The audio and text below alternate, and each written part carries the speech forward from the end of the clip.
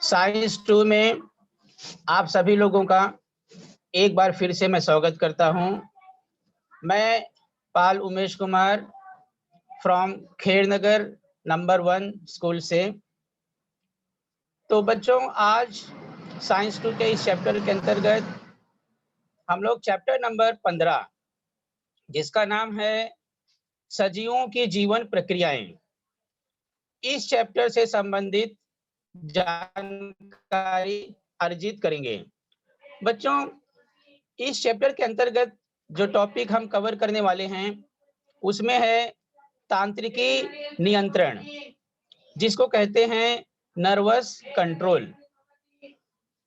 और उस nervous control के अंतर्गत जो सब टॉपिक होंगे हमारे, तंत्रिका कोशिकाओं के प्रकार, मानवीय तंत्रिका तंत्र और केंद्रीय तंत्रिका तंत्र। बच्चों, ये चैप्टर स्टार्ट करने से पहले आप लोगों को बता देता हूं कि ये जो चैप्टर है ये हमारे शरीर से संबंध रखता है, ह्यूमन बॉडी से संबंध रखता है, और पूरा इसका जो रिलेशन है वो हमारे मस्तिष्क और दिमाग से है। तो यहाँ पर इसी चीज को हम लोग आगे बढ़ाते हैं। बच्चों, हमारा जो मनुष्य का शरीर है, मानव शरीर में एक ही समय में अनेक गतिविधियां होती रहती हैं। जैसे कि अगर हम कहीं शॉपिंग करने के लिए जाते हैं तो सोचते हैं कि क्या खरीदें, क्या ना खरीदें, ये ले लें कि वो ले लें। इस तरह से हमारा जो दिमाग होता है वो बहुत अलग-अलग प्रकार की वैरायटी से गुजरते रहता है और हमें सोचने पे मजबूर कर देता है। ये लेना मेरे लिए अच्छा होगा क्या? वो करना अच्छा होगा क्या? मतलब डिसीजन एक लेना पड़ता है। तो ये सब जो डिसीजन लेने का काम है, इसके ऊपर भी कंट्रोल होना ज़रूरी है। तो मानव शरीर में एक ही समय पर अनेक गतिविधियां यानी एक्टिविटीज होती रहती हैं, और इस जो गतिविधियां हैं, ये जो एक्टिविटीज होती रहती हैं, इसके ऊपर किसी ना किसी का कंट्रोल होना तो जरूरी है। जिस तरह से कि विद्यालय के अंतर्गत बच्चे बैठे रहते हैं और हम लोग मॉनिटर से 1-2 रख देते हैं। बच्चे जब शरारत करते हैं, मस्ती करते हैं, तो उसके ऊपर किसका कंट्रोल होता है? मॉनिटर का कंट्रोल होता है। मॉनिटर उनके ऊपर कंट्रोल करता है, और अगर वो उससे बात नहीं हो पाती है तो फिर वो बच्चे टीचर्स के पास आते हैं, वो कंट्रोल करते हैं। तो वैसे ही जैसे कि जब हम ट्रेन में सफर करते हैं या एरोप्लेन में सफर करते हैं या रिक्शे में सफर करते हैं, टैक्सी में सफर करते हैं, यात्रा करते हैं, तो हम अपनी पूरी जिंदगी को दांव पे लगा देते हैं। किसके भरोसे? ड्राइवर के भरोसे। ड्राइवर ही हमारी जिंदगी का मालिक हो जाता है, क्योंकि स्टीयरिंग उसके हाथ में होती है और वो हमें चाहे बचा भी सकता है और कभी-कभी दुर्घटना भी हो जाती है, आप लोगों ने देखा होगा। अर्थात कंट्रोल करने का जो काम है वो ड्राइवर का है। वैसे ही हमारा जो शरीर है, हमारा जो मस्तिष्क है, वो कंट्रोल होता है हमारे दिमाग की वजह से। मस्तिष्क ही पूरी चीजों को क्या करता है? कंट्रोल करता है। तो बच्चों, ये जो हमारे शरीर में अलग-अलग एक्टिविटीज या गतिविधियां पाई जाती हैं, इन गतिविधियों का जो श्रेष्ठतम और प्रभावी कंट्रोल करने वाला होना चाहिए कोई, तो उसी से संबंधित है हमारा अगला टॉपिक, तांत्रिकी कंट्रोल, जिसको हम नर्वस सिस्टम के अंतर्गत कहते हैं। अब बच्चों, आपके सामने मैं स्क्रीन शेयर कर रहा हूं, उसके माध्यम से अपनी बात को हम लोग आगे बढ़ाएंगे।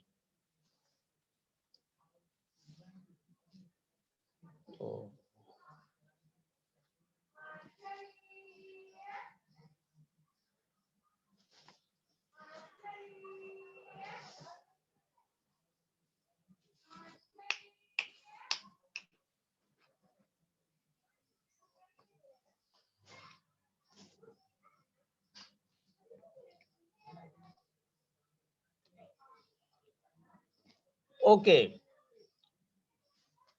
सर, स्क्रीन शेयर हुआ है? हेलो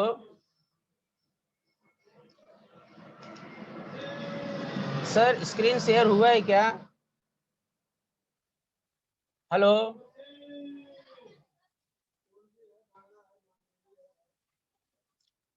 सर बताइए स्क्रीन शेयर हुआ है कि नहीं? हेलो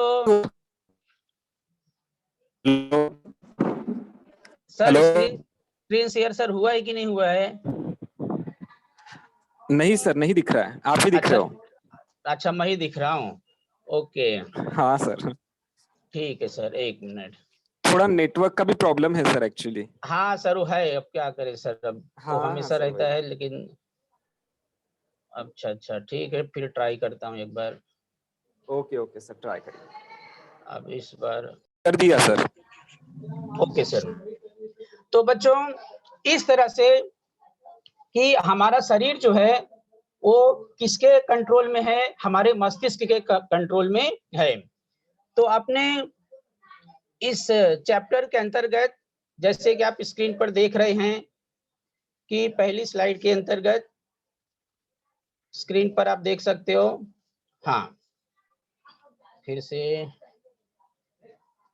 हाँ, तो standard 9 subject science 2 chapter number 15 सजीवों की जीवन प्रक्रियाएं, और उसके जो टॉपिक्स हैं बच्चों वो है तांत्रिकीय नियंत्रण। तांत्रिकीय नियंत्रण को बच्चों हम लोग कहते क्या हैं? नर्वस कंट्रोल कहते हैं।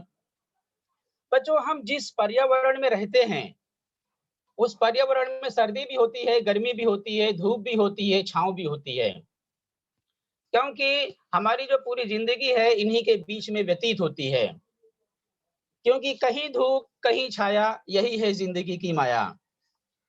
पर्यावरण में होने वाले परिवर्तनों पर जो चेंजेस होते रहते हैं उस पे जो रिएक्शंस आते हैं, जैसे ठंडी का जब सीजन होता है तो हमको ठंडी महसूस होती है, गर्मी का सीजन होता है तो गर्मी महसूस होती है, बर्फ के ऊपर हाथ रख देते हैं तो और ठंडा लगता है, कहीं आग जलती है तो हमें बहुत ज्यादा गर्मी महसूस होती है, जलन महसूस होती है। तो पर्यावरण में होने वाले परिवर्तनों पर जो प्रक्रिया है, पर्यावरण में होने वाले परिवर्तनों पर जो प्रक्रिया है, उससे जो रिएक्शन करने की जो क्षमता होती है मानव को, जिसके द्वारा प्राप्त होती है, उसे तंत्रिका नियंत्रण कहते हैं।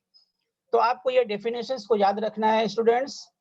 पर्यावरण में होने वाले परिवर्तनों पर प्रतिक्रिया, प्रतिक्रिया यानी रिएक्शंस करने की जो क्षमता मानव को जिसके द्वारा प्राप्त होती है, उसे तंत्रिका नियंत्रण कहते हैं। ये प्रश्न बच्चों 1 मार्क्स के लिए पूछा जाता है। तो उसी रिएक्शंस को ना बच्चों आवेग भी कहते हैं। मतलब परिवेश में आने वाले जो बदलाव के कारण मानव शरीर में जो आवेग निर्मित होते हैं, आवेग का मतलब होता है चेंजेस जो निर्मित होते हैं, उसके ऊपर कंट्रोल करता है हमारा तंत्रिका नियंत्रण। तो मनुष्य, जैसे कि हम जानते हैं कि ये बहुकोषी प्राणी है, ये बहुत सारी कोशिकाओं से मिलकर के बनाया गया है, और जो अमीबा है उसके अंतर्गत खाली एक ही कोशिका पाई जाती है।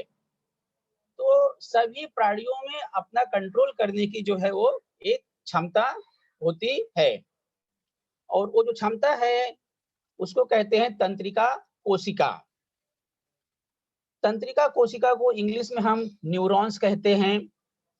बच्चा जब जन्म लेता है तभी से उसके शरीर में जो न्यूरॉन्स होते हैं वो डेवलप हो जाते हैं, और धीरे धीरे जैसे जैसे वो बढ़ता जाता है, ग्रोथ होते जाता है, वो उसका विकास होते जाता है, और वृद्धावस्था तक जब वो पहुंच जाता है तो उसके जो न्यूरॉन्स होते हैं वो धीरे धीरे कमजोर होने लगते हैं, इसीलिए इंसान का दिमाग भी कमजोर होने लगता है।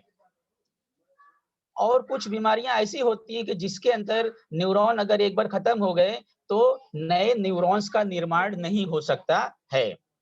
तो बच्चों, यह है तंत्रिका कोशिका। अगर इसकी परिभाषा पूछा जाएगा तो आपको लिखना क्या है कि शरीर में एक जगह से दूसरी जगह तक जो संदेश वहन किया जाता है, मैसेज भेजा जाता है, शरीर में एक जगह से दूसरी जगह तक संदेश वहन करने का कार्य करने वाली एक विशेष प्रकार की कोशिकाएं होती हैं, और उसी को हम तंत्रिका कोशिका कहते हैं। मतलब तंत्रिका कोशिका का जो मुख्य कार्य क्या होता है, संदेश को पहुंचाना। शरीर के अंदर कोई भी गतिविधि अगर हो रही है तो उस मैसेज को पहुंचाना का जो काम है वो तंत्रिका कोशिका करती है। अब ये जो तंत्रिका कोशिका है उसका जो पार्टनर है, साथी है, वो है तंत्रिका श्लेष्म। ये भी हमारे मस्तिष्क के अंदर ही है। तो तंत्रिका श्लेष्म क्या है, तंत्रिका कोशिकाओं को ये सपोर्ट करता है, मतलब ये आधार देता है, मैसेज को पहुंचाने में उसकी हेल्प करता है। तंत्रिका कोशिकाओं को आधार देना तथा उनके कार्य में मदद करने वाली कोशिकाओं को हम तंत्रिका श्लेष्म कहते हैं। जैसे आपके घर में आपकी मम्मी जो है वो भोजन तो बनाती है और अच्छे बच्चे होने की वजह से आप भी अपने पेरेंट्स की हेल्प करते हो, किसी न किसी रूप में उनका सपोर्ट करते हो। और बच्चे जब बड़े हो जाते हैं तो वो अपने पिताजी को आधार प्रदान करते हैं, मतलब सपोर्ट देते हैं। तो उसी प्रकार से ये जो तंत्रिका श्लेष्म है, ये अभी इसके पहले जो बताया गया था तंत्रिका कोशिका, उसको आधार देने का काम करती है। तो तंत्रिका अर्थात नर्व्स, अब ये नर्व्स जो हैं ये होते क्या हैं? पहले आपने देखा तंत्रिका कोशिका जो संदेश पहुंचाने का काम करती है। उसके बाद देखा आपने तंत्रिका श्लेष्म जो कि तंत्रिका कोशिका की हेल्प करती है, मदद करती है। तो ये दोनों मिल करके इनको क्या कहते हैं, इन्हीं को तंत्रिका जो बंदा बनाया जाता है दोनों मिल करके उसी को हम तंत्रिका कहते हैं। अर्थात तंत्रिका कोशिका तथा तंत्रिका श्लेष्म की सहायता से तंत्रिका बनती है। ये दोनों की सहायता से क्या बनती है, तंत्रिका बनती है। इसको आप ऐसे भी बोल सकते हैं बच्चों कि तंत्रिका कोशिका प्लस तंत्रिका श्लेष्म इज इक्वल टू तंत्रिकाएं। तो अगर पूछा जाता है कि तंत्रिकाएं क्या होती हैं तो आप कह सकते हो तंत्रिका कोशिका और तंत्रिका श्लेष्म को मिलाने से तंत्रिका बनती है। बच्चों यहाँ पर तंत्रिका कोशिका की आकृति जो है आप देख रहे हो अपनी स्क्रीन पर। ये आकृति बच्चों एग्जाम में ड्रॉ करने के लिए आती है। क्वेश्चन कैसे होगा कि तंत्रिका कोशिका की रचना करो। तो तंत्रिका कोशिका की रचना करोगे तो बच्चों ये जो आकृति आप देख रहे हो ये टोटल क्या है, ये तंत्रिका कोशिका है। उसको आप और बेहतर तरीके से यहाँ पर देख सकते हो। तो आपको ये आकृति ड्रॉ करना है। ये हमारे जो तंत्रिकी नियंत्रण है, तंत्रिका कोशिका शरीर में जो पाई जाती है उसके अलग अलग पार्ट हैं। बच्चों ये जो देख रहे हो इसको क्या बोलेंगे, केंद्रक कोशिका देह है यहाँ पर। और ये इसको जब आप नामांकित करोगे तो वृक्षिका है, अक्षक तंत्रिकाएं हैं, सभी को अलग अलग पार्ट्स दिया गया है। अब यहाँ पर देख सकते हो ये इसको बोलते हैं तंत्रिका कोशिका। तो ये पार्ट जो है जहाँ पर जॉइंट्स हैं वो है रेन्यूअर का बिंदु। और नीचे की तरफ ये जो आप देख सकते हो यहाँ पर इसको कहेंगे अक्षक तंत्रिका का अग्र। तो ये आकृति आपको एग्जाम में बनाने के लिए आता है कि तंत्रिका कोशिका की आकृति बनाइए और उसे नामांकित कीजिए। तो आपको कम से कम 4 नाम जो हैं अवश्य लिखने पड़ेंगे।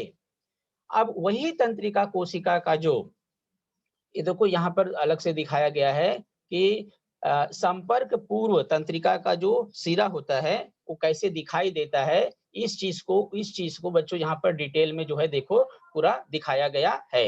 ये उसी का ही पार्ट है, उसी के अंदर पाया जाता है। और उसी तंत्रिका कोशिका के अंतर्गत और भी क्या होता है बच्चों, रसायन से भरी हुई संपर्क पुटिका होती है। और ये जो कुछ इस तरह से जो आप देख सकते हो इसको संपर्क खंड कहते हैं। तो ये जो तीनों जो आकृति देख रहे हो ये तंत्रिका कोशिका की ही आकृति है। एग्जाम में आपको जो पहली आकृति दिखाया हूं वही खाली बनाना है, मतलब कि एग्जाम में आपको सिर्फ ये आकृति बनाना है तंत्रिका कोशिका के लिए।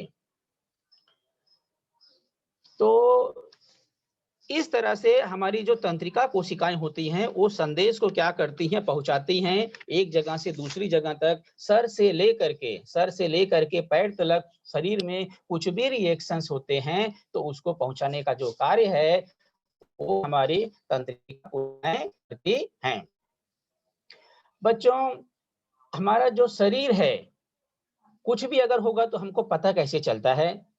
वो है, उसी चीज को हम कहते हैं सजीवों की ज्ञानेंद्रियां। हमारे पास 5 ज्ञानेंद्रियां हैं। मुख्य ज्ञानेंद्रियां कितनी हैं? 5 हैं। और इन्हीं ज्ञानेंद्रियों की वजह से हमें पता चलता है कि हमारे शरीर में हलचल क्या हो रही है। तो 5 ज्ञानेंद्रियों बच्चों आप अपनी स्क्रीन पे देख सकते हो। नाक, नाक का उपयोग आप सभी जानते हो कि सुगंध लेने के लिए करते हैं, चाहे अच्छी सुगंध हो या बदबूदार सुगंध हो, उसका उपयोग हम सुगंध के लिए करते हैं। दूसरी ज्ञानेंद्रिय है आँख। आँख को हम सभी जानते हैं, को आँख से हम देख सकते हैं दुनिया को, इस संसार को, इस विश्व की रचना को, खूबसूरत जो रचना की गई है। अगर आँखें ना होती तो क्या होता? ऐसा भी कल्पना आप कर सकते हो, सब कुछ आधा-अधूरा होता, ब्लैक होता, कुछ भी दिखाई नहीं देता। रंग-बिरंगी क्या चीज़ें होती हैं, इसका भी हमको पता नहीं चलता। तो नाक, आँख, कान, अच्छा सुनते हैं, खराब सुनते हैं, तो ये सब जो सुनने की जो प्रतिक्रिया होती है, ये हमारे कान के माध्यम से हमको पता चलती है।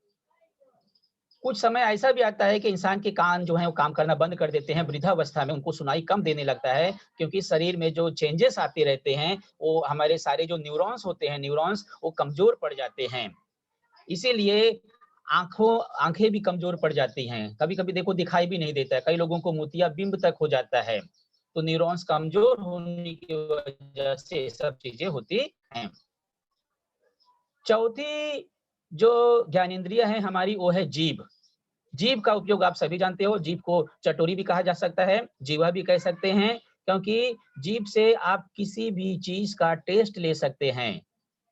जो भी खाद्य पदार्थ है, खाद्य सामग्री है, वो तीखा है, कि मीठा है, कि नमकीन है, कि कड़वा है, क्या उसका टेस्ट है, कलरलेस है, ये तो टेस्टलेस है। ये सब चीज़ें जो हैं आप जीभ के माध्यम से पहचान सकते हो। और 5वां और इम्पोर्टेंट जो है वो है त्वचा। हमारे शरीर, त्वचा अर्थात स्किन, चमड़ी जिसको कह सकते हैं आप। कोई भी अगर आपको कोई भी अगर आपको चिमटी लेता है, तो तुरंत आपको मालूम पड़ जाता है। आपको कहीं पर खीला चुभ जाता है, तो आपको तुरंत एहसास हो जाता है। तो ये सब जो मैसेज है, ये पूरा मैसेज पहुँचाने का जो कार्य है, वो हमारी तंत्रिका कोशिका जो है करती है। और ये इसके लिए माध्यम बनते हैं हमारी ज्ञानेंद्रियाँ। नाक, आँख, कान, जीभ, त्वचा, ये सब जो हैं मनुष्य की मुख्य ज्ञानेंद्रियाँ हैं। बच्चों, नाक को हम गंधग्राही भी कहते हैं। आँख को दृष्टिग्राही कहते हैं, दृष्टि अर्थात आँख। कान को श्रवणग्राही, श्रवण का मतलब होता है सुनना, कान को श्रवणग्राही कहते हैं। और जीभ को रुचिग्राही कहते हैं, जीभ अर्थात रुचिग्राही। और त्वचा को हम स्पर्श ज्ञान कहते हैं। तो कभी-कभी ऐसा भी क्वेश्चन आप बीच में पूछ सकते हैं कि रुचिग्राही तंत्रिका जो है वो कहाँ पाई जाती है? तो आप सोचोगे कि ये रुचिग्राही क्या होता है? तो रुचिग्राही को बच्चों क्या बताया गया? जीभ। तो रुचिग्राही जो संप्रेरक होता है वो जीभ में पाया जाता है। गंधग्राही, गंधग्राही जो तंत्रिका है ये कहाँ पर पाया जाता है? गंध मतलब वही खुशबू आना, बदबू आना, ये कहाँ पर पाया जाता है? ये नाक में पाया जाता है। तो ऐसा ही क्वेश्चन था, इसलिए इसका जिक्र किया मैं। तो प्रश्न ऐसा होगा, रुचिग्राही और गंधग्राही तंत्रिकाएँ कहाँ पाई जाती हैं? तो रुचिग्राही जो है रुचिग्राही जो तंत्रिका है वो जीभ में, और गंधग्राही तंत्रिका नाक में पाई जाती है। आगे देख सकते हो बच्चों, इसी चीज को आगे बढ़ाते हुए, ये जो तंत्रिका कोशिकाएं होती हैं, ये कई प्रकार की होती हैं। तंत्रिका कोशिकाओं के कई प्रकार होते हैं। उसमें से पहला है, आप स्क्रीन पे देख सकते हो, संवेदी तंत्रिका कोशिका। अब संवेदी तंत्रिका कोशिका क्या करती है, ये जो भी रिएक्शंस आते हैं उसको मस्तिष्क यानी दिमाग, मस्तिष्क और मेरु रज्जु के बारे में भी आगे देखेंगे, स्पाइनल कॉर्ड जिसको कहते हैं, मस्तिष्क और मेरु रज्जु तक संदेश को पहुंचाने का काम करती है संवेदी तंत्रिका कोशिका।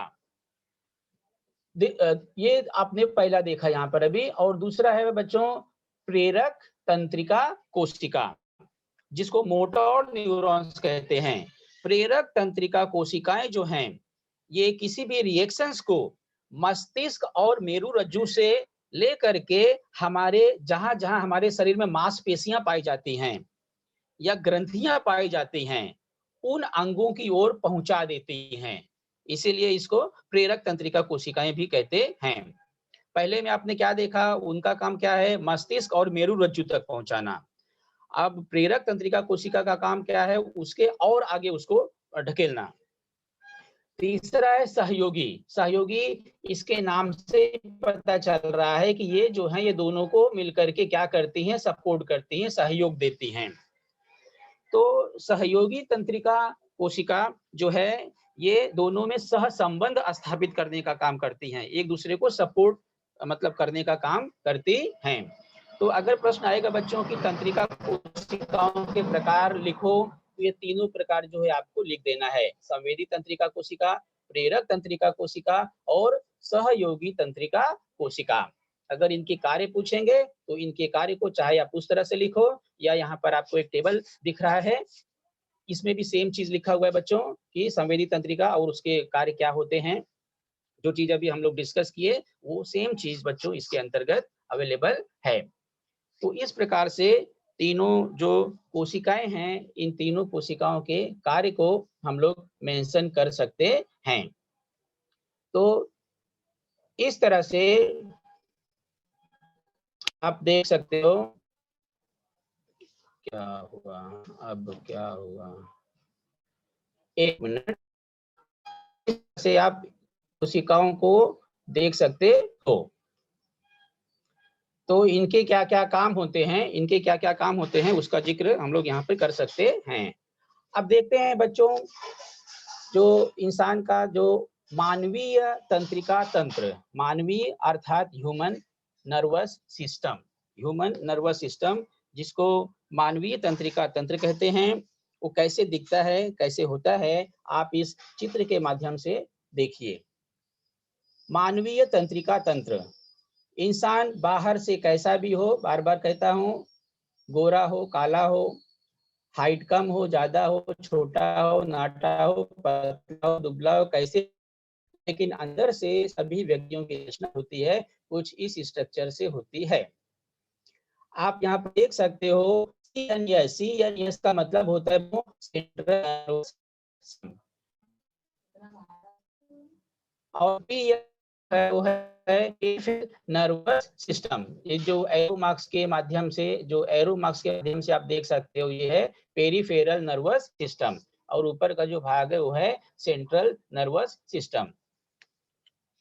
तो और एक होता है, उसको बोलते हैं स्वयं निर्देशक तंत्रिका तंत्र, बाकी जो बचा हुआ पार्ट है उसको बोलते हैं ऑटोनॉमिक नर्वस सिस्टम। तो बच्चों यहाँ पर हम लोग जो अभी देखने चल रहे हैं वो खाली देखेंगे सेंट्रल नर्वस सिस्टम के ऊपर।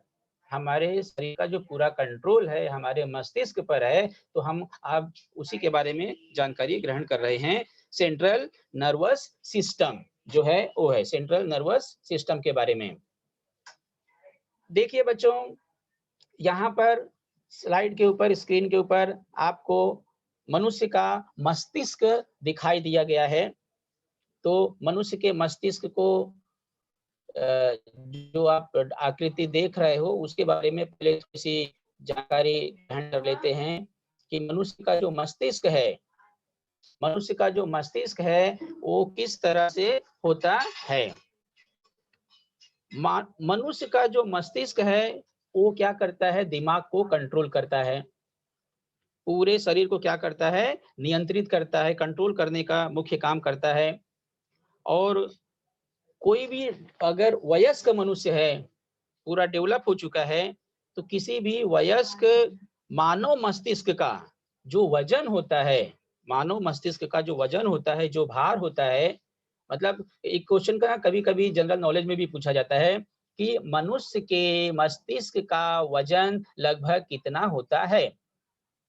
तो हर व्यक्ति का अलग-अलग वजन हो सकता है, डेवलप करता है उसकी कदकाठी के ऊपर। तो इसीलिए इसका आंसर भी दिया गया है 1300 से लेकर के 1400 ग्राम तक होता है। मतलब कि 1300 ग्राम, जैसे कि 1 किलो में कितना ग्राम होता है? 1000 ग्राम होता है। तो मनुष्य का जो मस्तिष्क होता है, उसका जो वजन होता है वो 1300 से लेकर के 1400 ग्राम तक हो सकता है, यानी 1 किलो से ज़्यादा। तो 1300 से 1400 ग्राम तक ये क्वेश्चन जो है रिक्त स्थान के अंतर्गत आता है। और उसका जो मस्तिष्क है मनुष्य का, अंदर जो है बहुत सारी तंत्रिकाएँ जिसको नर्व्स कहते हैं, बहुत सारे नर्व्स, तंत्रिकाएँ जो हैं, ये आपको देखने को मिलेंगी। बहुत सारी तंत्रिकाएँ जो हैं वो हैं वहाँ पर, और वो तंत्रिकाओं इतनी हैं कि जिसको हम गिनती भी नहीं कर सकते हैं। उस तंत्रिकाओं की गिनती भी हम नहीं कर सकते हैं। वो कम से कम 100 खरब तंत्रिकाएँ हैं। आप सोचो 100 खरब तंत्रिकाएँ, 100 खरब नर्व्स, कैसे हमारा दिमाग जो है चलता है, कैसे, क्योंकि हर इंसान को कार्य करने का होता है, बोलचाल अलग होती है, तो हम 100 खरब तंत्रिकाएँ, नर्व्स हैं हमारे दिमाग के अंतर्गत, जिसको हमें पता नहीं है। अब 100 खरब कितना होता है इसका अंदाजा आप लगा सकते हो, कि जैसे इकाई, दहाई, सैकड़ा, हजार, 10,000, फिर लाख, 10 लाख, करोड़, 10 करोड़, फिर उसके बाद अरब, खरब, इस तरह से इतनी कोशिकाओं से मिल करके, हाँ, इस तरह से कोशिकाओं से मिल करके हमारा जो शरीर है, हमारा जो मस्तिष्क है, वो बनाया गया है। बच्चों, ये जो मस्तिष्क है, अब उसके बारे में ये देखिए कि मनुष्य का जो मस्तिष्क है, वो 3 हिस्सों में डिवाइड किया गया है। 3 हिस्सों में डिवाइड किया गया है। ऊपर का ये वाला पार्ट जो आप देख रहे हो बच्चों, ये है प्रमस्तिष्क, ये है प्रमस्तिष्क। तो मस्तिष्क की रचना में अगर आप देखते हो, तो मनुष्य के मस्तिष्क की जो रचना है, मनुष्य के मस्तिष्क की जो रचना है, वो 3 हिस्सों में की गई है। प्रमस्तिष्क, अनुमस्तिष्क और मस्तिका पुच्छ। तो अगर प्रश्न अराइज होता है कि मस्तिष्क की रचना क्या-क्या है, तो आप ये तीनों जानकारी को लिख देना है। आगे देख सकते हो यहाँ पे प्रमस्तिष्क, अनुमस्तिष्क, मस्तिष्क पुच्छ, ये जो है मस्तिष्क की रचना है। अब ये पार्ट जो है आप देख रहे हो, मस्तिष्क, प्रमस्तिष्क जो होते हैं, इसके बारे में थोड़ी-सी जानकारी देखो। बच्चों, आप सबको पता है कि हमारा जो मस्तिष्क है, मस्तिष्क के अंदर प्रमस्तिष्क, अनुमस्तिष्क और मस्तिष्क पुच्छ पाया जाता है। और मस्तिष्क जो हमारा होता है, ये जो है खोपड़ी, जिसको हम कटोरी कहते हैं या स्कल कहते हैं इंग्लिश में, ऊपर से पूरी कटोरी है और उसके अंदर जो है, आप ये जो देख रहे हो ना, वो कटोरी के अंदर का हिस्सा देख रहे हो। तो सिर के कटोरी, कटोरी के अंदर ये सुरक्षित रहता है। हमारा जो मस्तिष्क है, वो कटोरी के अंदर क्या होता है, खोपड़ी के अंदर सुरक्षित रहता है। क्योंकि देखो, इंसान की रचना कुछ इस प्रकार से की गई है कि हल्के-फुल्के प्रहार को झेल सकती है। कि नहीं तो क्या होता है मालूम है कि जैसे कोई बाइक वगैरह चलाते रहते हैं, अचानक उनका एक्सीडेंट हो जाता है, तो इसलिए सरकार बोलती है कि आप हेलमेट का प्रयोग करो, क्योंकि हेलमेट का प्रयोग अगर आप नहीं करोगे तो एक्सीडेंट के दरमियान उसकी मृत्यु भी हो सकती है। कम से कम हेलमेट रहेगा तो ज़्यादा से ज़्यादा शरीर के दूसरे हिस्सों में चोट पहुँचेगी, लेकिन आपका सर कम से कम बच जाएगा। ज़्यादा बड़ा एक्सीडेंट होगा तो अलग बात है। तो वो हड्डी, मतलब जो रहता है वो पूरा कटोरी से बना होता है और कटोरी बहुत ही मजबूत होती है। तो इस तरह से प्रमस्तिष्क जो हो रहा है बच्चों, ये वाला जो पार्ट हम लोग देख रहे हैं, प्रमस्तिष्क, ये मस्तिष्क का सबसे बड़ा हिस्सा है। जैसे कि आप आकृति में देख सकते हो, मस्तिष्क का सबसे बड़ा हिस्सा होता है और ये अर्धगोले से बना हुआ होता है। उसके बाद ये हिस्सा बच्चों देख रहे हो आप, जो है अनुमस्तिष्क, ये पार्ट, ये क्या है? अनुमस्तिष्क है। तो कभी-कभी क्या होता है बच्चों मालूम है कि कुछ लोग जो शराब वगैरह पीते हैं, दारू वगैरह पीते हैं, मदिरा पान करते हैं, वो शराब पीने के बाद ना लड़खड़ाते हुए ऐसे चलते रहते हैं। लड़खड़ाते-लड़खड़ाते कहीं जाते हैं, टकरा जाते हैं, कहीं गटर में गिर जाते हैं, कुछ भी होता है। ऐसा क्यों होता है पता है? जो लोग मदिरा पान का सेवन करते हैं, तो मदिरा पान के अंतर्गत बच्चों देखो अल्कोहल होता है। वो जो अल्कोहल होता है, वो हमारा ये जो अनुमस्तिष्क होता है, इसको जाकर के डिस्टर्ब कर देता है। क्योंकि अनुमस्तिष्क अनुमस्तिष्क यह भाग जो है मानव के चलने और दौड़ने की क्रियाओं के ऊपर प्रभावित करता है। ये अनुमस्तिष्क जो है, ये अनुमस्तिष्क का मुख्य काम क्या होता है कि मनुष्य जो चलता है, दौड़ता है, तो उसकी क्रियाओं के ऊपर ये कंट्रोल रखता है, अनुमस्तिष्क। लेकिन जैसे ही कोई नशीली चीज़ें कुछ लोग जब पी लेते हैं, मदिरा पान जब कर लेते हैं, तो अनुमस्तिष्क के ऊपर से वो कंट्रोल जो है वो हट जाता है। अल्कोहल का प्रभाव जो है उस कंट्रोल को कम कर देता है। इसीलिए मनुष्य को खुद पता नहीं चलता है कि वो क्या कर रहा है। इसीलिए चलते-चलते, लड़खड़ाते हुए वो कहीं न कहीं गिर जाता है। तो ये हो गया बच्चों अनुमस्तिष्क। अनुमस्तिष्क जो होता है, यह मस्तिष्क का छोटा भाग होता है। दोनों में आप फ़र्क देख लो हाँ। प्रमस्तिष्क मस्तिष्क का बड़ा भाग है और अनुमस्तिष्क क्या है वो छोटा भाग है। तो और ये कहाँ पर स्थित होता है वो भी आप यहाँ पर देख सकते हो। उसके बाद है बच्चों मस्तिष्क पुच्छ। ये देखिए ये जो एरो मार्क्स यहाँ पर आया हुआ है, ये क्या है? ये आप देख सकते हो मस्तिष्क पुच्छ। इसको हम और आप नहीं देख सकते हैं। इसको हम खाली चित्र में देख सकते हैं, वीडियो में देख सकते हैं, ऑब्जर्वेशन कर सकते हैं, लेकिन जो डॉक्टर्स होते हैं, जो ऑपरेशन वगैरह करते हैं, ये सब चीज़ को बहुत ही बाकायदे से एक-एक हिस्से को वो देखते हैं। इसीलिए जो बच्चे साइंस वगैरह पढ़ते हैं, अभी तो आप लोग बच्चों बहुत छोटे हो, 9th में हो, इसके बारे में और जानकारी आपको बड़ी क्लास वगैरह में दी जाएगी। तो जो बच्चे 12वीं के बाद मेडिकल लाइन में जाते हैं, डॉक्टर बनने के लिए जाते हैं, तो उनको मनुष्य के शरीर का एक-एक हिस्सा, एक-एक अंग जो होता है, वो समझाया जाता है कि ये कौन-सा अंग है, इसका काम क्या होता है, अगर इसमें प्रॉब्लम आ जाए तो प्रॉब्लम क्यों आई है, उसको कैसे दूर करना है। तो 12वीं के बाद जो 4 साल का मेडिकल कोर्स करते हैं बच्चों, उसके अंतर्गत उनको ये सब जानकारी सीखने को मिलती है। तो इसके जो साइंस के जो टर्म्स होते हैं बच्चों वो थोड़ा कठिन होते हैं, सब इंग्लिश के वर्ड्स होते हैं, वो सब उनको ध्यान रखना पड़ता है। इसीलिए जो बच्चे साइंस में इंटरेस्टेड होते हैं और जो डॉक्टर बनना चाहते हैं, उनको बहुत ही सीरियस और गंभीर होकर के एक-एक चीज़ को समझना पड़ता है। क्योंकि आप किसी भी इंसान के साथ कोई भी खिलवाड़ नहीं कर सकते हैं। इसके लिए डॉक्टर का जो प्रोफ़ेशन होता है, बहुत ही नोबल प्रोफ़ेशन होता है। एक मरीज़ की ज़िंदगी डॉक्टर के हाथ में होती है। तो जो भी स्टूडेंट्स अपने आने वाले फ्यूचर में डॉक्टर बनना चाहते हैं, बहुत ही सीरियसली तरीके से एक-एक टर्म्स को अपने मेडिकल करियर के दरमियान उसको समझने की कोशिश करेंगे और प्रैक्टिस उसमें बहुत ही मायने रखता है। तो यहाँ पर हम लोग ने क्या देखा बच्चों की मस्तिष्क क्या है और मस्तिष्क के भाग क्या हैं और ये देखो ये जो ये पार्ट निकलता है ये क्या है मेरु रज्जु का पार्ट है मेरु रज्जु। तो यहीं पर मस्तिष्क की रचना को और डिटेल जो है वो इस चित्र के अंतर्गत बताया गया है। मस्तिष्क की रचना ही मेरुरज्जु और कैसे दिखाई देता है आप यहाँ पर देख सकते हो अपने इस आकृति के अंतर्गत मेरुरज्जु प्रमस्तिष्क वलय। देखो किस तरह से एकदम झंझाल पूरा बना हुआ है, इतनी सारे नर्व्स जो हैं वो अंदर दिख रही हैं आपको। प्रमस्तिष्क वलय हो गया, अनुमस्तिष्क सेतु ये जो देख सकते हो एरो मार्क्स को यहाँ पर अनुमस्तिष्क सेतु, ये रहा आपका मेरुरज्जु। फिर अनुमस्तिष्क जो आप वहाँ पर देखे थे वो यहाँ ये देख सकते हो ये पार्ट है, जो इंसान के चलने-फिरने में काम में आता है। और मस्तिष्क पुच्छ यही हिस्सा जो है जा करके आगे जो है वो स्पाइनल कॉर्ड में कन्वर्ट होता है। मस्तिष्क पुच्छ को हम मेडुला ऑब्लोंगेटा कहते हैं। यह मस्तिष्क के पीछे होता है। ट्रायंगुलर कार त्रिभुजाकार इसकी आकृति होती है, उसे हम पिरामिड भी कहते हैं।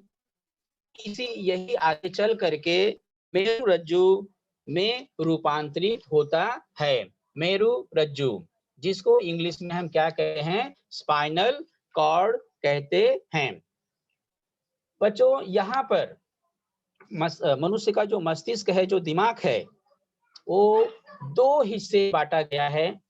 2 हिस्से में मस्तिष्क का दायां ओर का कार्य, देखिए ये जो मस्तिष्क के दाईं ओर का कार्य और ये पार्ट जो है वो मस्तिष्क के बाईं ओर का जो कार्य है। दोनों तरफ जो दिमाग होता है उनके कार्य भी अलग-अलग होते हैं। तो पेपर में बच्चों ऐसे आएगा कि मस्तिष्क के दाईं ओर का कार्य लिखो। तो राइट हैंड साइड का जो दिमाग होता है वो काफी ज्यादा एक्टिव होता है। उसका कार्य क्या-क्या होता है मालूम है? किसी भी चीज को हम करते हैं, समझते हैं, उसको एनालिसिस करते हैं, उसी चीज को कहते हैं विश्लेषण करना।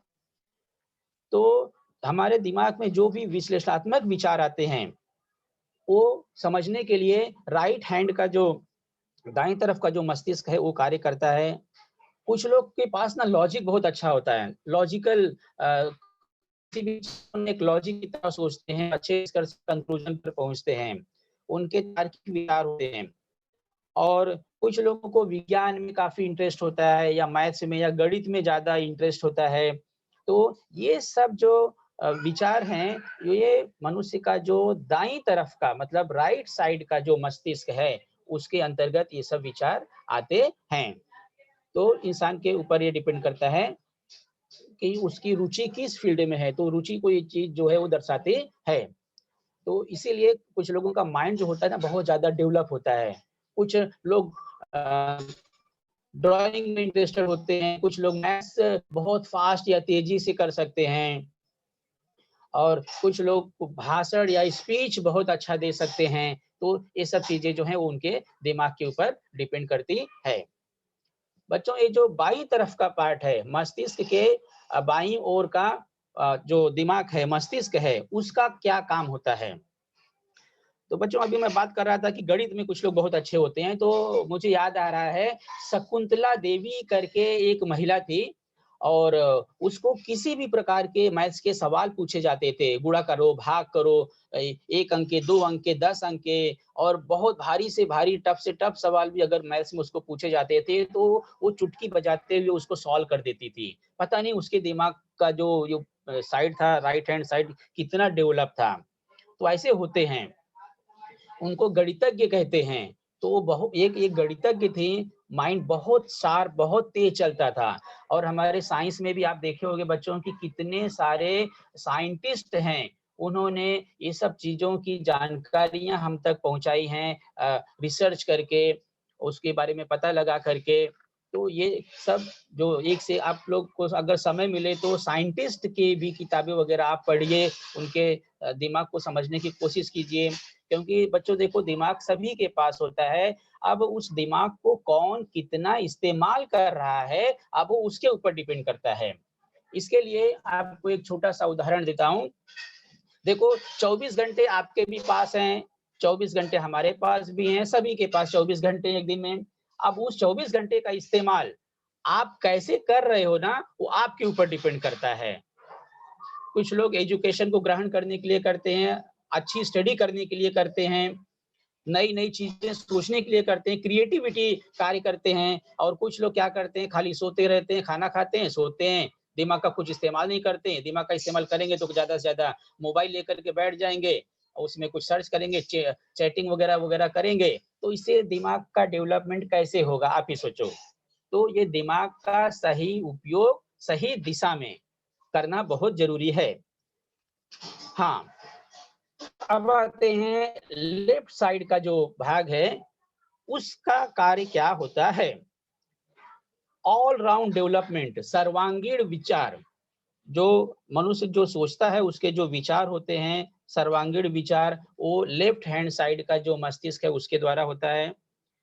प्रतिभात्मक विचार मतलब नए-नए सोच आना दिमाग के अंदर, प्रतिभा को निखारना और नवनिर्मिति मतलब कुछ नया करके कुछ लोग देखो, जैसे एक कंपनी है, एक कंपनी को आगे कैसे बढ़ा करके लेके जाना है, तो उसमें वहां 10 लोग बैठे रहते हैं, सभी लोग अपने अपने विचार देते हैं, लेकिन उसमें से कोई एक व्यक्ति ऐसा विचार दे देता है कि बाकी 9 लोगों को मानना पड़ता है। हाँ, एकदम सही बोल रहा है ये।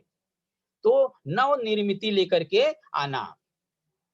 कला और संगीत, कुछ लोगों को ड्राइंग का शौक है और स्टेज परफॉर्मेंस करने का शौक है, म्यूजिक का शौक होता है, गाना गाने का शौक होता है, डांस करने का शौक होता है, खास करके फिल्म इंडस्ट्री के लाइन वाले वो सब कला और संगीत जो है उनका रोचक होता है, अर्थात उनका जो बायां मस्तिष्क है वो ज्यादा क्रियाशील है, उनका उसमें ज्यादा इंटरेस्ट है। तो कैसे आएगा बच्चों? क्वेश्चन ऐसे आएगा कि मनुष्य के मस्तिष्क के दाएं ओर का कार्य लिखो, तो आप ये तीनों कार्य लिख देना। जब आएगा कि बाईं ओर के कार्य लिखो, तो ये बाकी जो कार्य दिख रहे हैं वो जो है वो आपको लिखना है। तो इस तरह से आपने मस्तिष्क के बारे में देखा, मस्तिष्क की रचना, अनुमस्तिष्क और मस्तिष्क पुच्छ। अब ये दोनों के अंतर्गत फर्क भी आपने देख लिया कि प्रमस्तिष्क बड़ा होता है, अनुमस्तिष्क छोटा होता है। देन मेरुरज्जु, मेरुरज्जु अर्थात ये स्पाइनल कॉर्ड।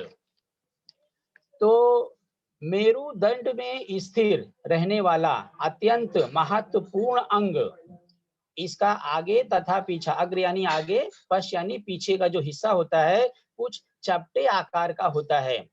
पिछला हिस्सा तंतुमय मतलब रोई के जैसा, धागे के जैसा दिखाई देता है, उसी को हम में स्पाइनल कॉर्ड कहते हैं। मुन्ना भाई एमबीबीएस में अगर आपने देखा होगा कि वो एक कैरेक्टर था, वो बैठ करके एग्जाम लिख रहा था और ईयरफोन कान में रखे हुए था और उसको स्पाइनल कॉर्ड की स्पेलिंग नहीं आ रही थी, तो वो फोन करके स्पाइनल कॉर्ड की स्पेलिंग पूछता है। तो आपको अगर थोड़ा सा याद आ रहा होगा तो बच्चों यही देखो, यही है स्पाइनल कॉर्ड की स्पेलिंग। तो इसी को कहते हैं मेरु रज्जु। अब ये दिखता कैसे है, ये देखिए यहाँ पे, इस आकृति को आप ध्यान से देखिए। ये हो गया हमारा पूरा मस्तिष्क, और मस्तिष्क के बाद आगे जो डेला पूरा था मेडुला ऑब्लोंगेटा, और आगे चल करके यही चीज क्या कहलाई गई, जो है स्पाइनल कॉर्ड। स्पाइनल कॉर्ड को ही मेरुदंड कहते हैं, स्पाइनल कॉर्ड को मेरुदंड कहते हैं। तो उसी से मनुष्य जो है वो सीधा खड़े हो सकता है, उसमें अगर चोट लग जाती है तो जख्मी भी हो सकता है, वो चलने की अवस्था में नहीं रह सकता है। और यहाँ पर आप इसको देख सकते हो कि ये देखिए, ये बीच का जो पार्ट है ये तो देख ही रहे हो, और ये जो हिस्सा बॉक्स में करके रखा गया है इसको बोलेंगे मेरु रज्जु। ये अलग से यहाँ पर वही कैसे दिखता है वो यहाँ पर वो दिखाया गया है। और यहाँ पर जो रेसे जैसे चीजें ये सब निकली हुई है दोनों तरफ सपोर्ट के लिए, तो इसको क्या बोलेंगे, कशेरु दंड। कशेरु दंड यानी रीढ़ की हड्डी। इसीलिए हम देखो किसी भी प्रकार की एक्सरसाइज कर सकते हैं, उठते हैं, बैठते हैं, लेटते हैं, और मोर से अपने हाथ को पैर के पास झुका लेते हैं पूरा, मतलब ये पूरा कैसा है, फ्लेक्सिबल है, वो पूरा फ्लेक्सिबल है। अगर आप यहाँ पर देखोगे तो इस तरह से जो मेरु रज्जु जो होता है, जिस तरह से साइकिल की जो चैन आपने देखा होगा, जो बच्चे चलाते हैं, किस तरह से साइकिल का जो चैन एक कड़ी के बाद दूसरी कड़ी, दूसरी के बाद तीसरी कड़ी ऐसे जुड़ी रहती है, उसी तरह से हमारा जो मेरु रज्जु है वो भी आप यहाँ पर देख सकते हो कि किस तरह से ये जुड़ा रहता है। इसी चीज को हम मन का भी कहते हैं, इसको मन का भी कहते हैं कि एक दूसरे से ज्वाइंट रहता है। कभी कभी कभी कभी क्या होता है कि कुछ लोग ज्यादा वजन उठा लेते हैं, ज्यादा वजन उठा लेने से ना उनके शरीर में चोट लग जाती है। आ, तो ये जो मन का होता है क्या होता है, वो खिसक जाता है। तो मन का जब खिसक जाता है तो उनको काफी प्रॉब्लम्स होते हैं, चलने में, दौड़ने में, वजन उठाने में, ये सब काम नहीं करना चाहिए। उसी चीज को हम स्लिप डिस्क के नाम से भी जानते हैं। बहुधा ज्यादातर क्या होता है, उम्र बढ़ने के बाद अगर आप किसी ज्यादा हैवी सामान को जब उठाते हो, लिफ्ट करते हो, तो ये दिक्कतें जो हैं वो आ सकती हैं। तो आगे आप देख सकते हो बच्चों की एक चार्ट यहाँ पर दिखाया गया है, जिसमें प्रमस्तिष्क, अनुमस्तिष्क, मस्तिष्क पुच्छ और मेरुरज्जु, ये सब लोगों के कार्य जो है लिखे गए हैं। इसमें से प्रश्न जो है अक्सर एग्जाम में पूछे जाते हैं। तो प्रमस्तिष्क के कार्य लिखो, ऐसा प्रश्न है। तो इसका कार्य देखो बच्चों, आप इसका अपनी स्क्रीन को थोड़ा जूम करके देख सकते हो।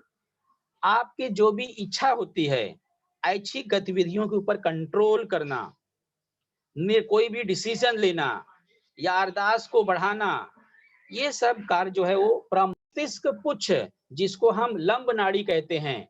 लंब नाड़ी का जो काम होता है बच्चों, क्या होता है?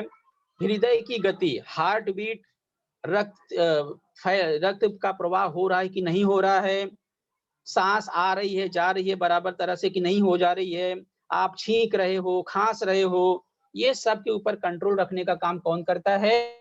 मस्तिष्क पुच्छ करता है।